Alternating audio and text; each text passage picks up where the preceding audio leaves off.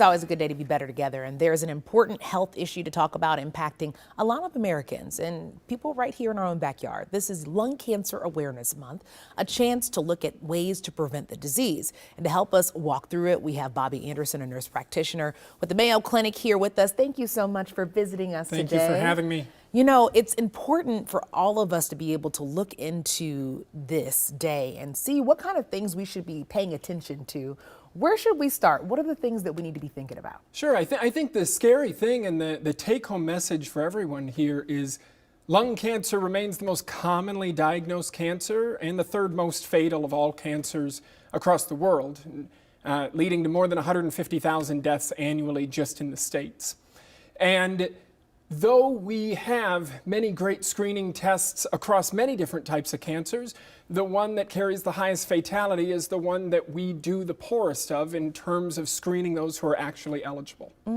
Let's talk about the screening. Yeah. When should we be getting this screening? How often should we be getting it done? Excellent. Though we know that there is a percentage of folks who develop lung cancer who have not engaged in cigarette smoking, the majority of new diagnoses come in those who have been current or former cigarette smokers. So current guidelines recommend a chest CT scan screening. That's the only valid way to screen for lung cancer on an annual basis for those age 50 to 80 who have smoked at least a pack a day for about 20 years. Wow. And you know, what are the conversations we should be having with our loved ones, right? Yeah. Because this isn't, at least in my household, we're not just talking about this all willy-nilly. No. What should we be talking about with our loved ones? No, I think the real thing is to drive home the question to your loved ones, to those at the Thanksgiving table, should I be screened for lung cancer? Should you be screened for lung cancer? And to not just take the idea that, oh, I don't really think I smoked for long enough or this, that, or the other thing, but encourage those we love to actually reach out to their primary care provider and just have the conversation.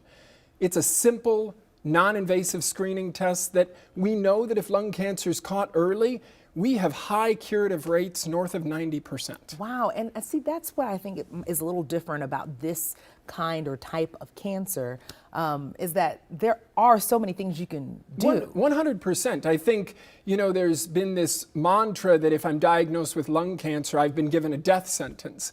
And though in advanced stage lung cancer, there is still high mortality rates and such like that, but if we catch it early, if we catch it when it's small, we can make this part of our history as compared to part of our ongoing story. And then when it comes to smoking, is it just cigarette smokers that need to be aware? I get this question Yeah, it's an excellent question. You know, we know there's data supporting cigarette tobacco use as being a primary causative driver of lung cancer.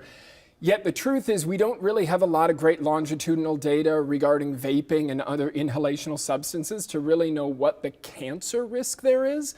But we do know that these other inhalational methods of nicotine delivery, like vaping, do cause injurious injury to the lungs.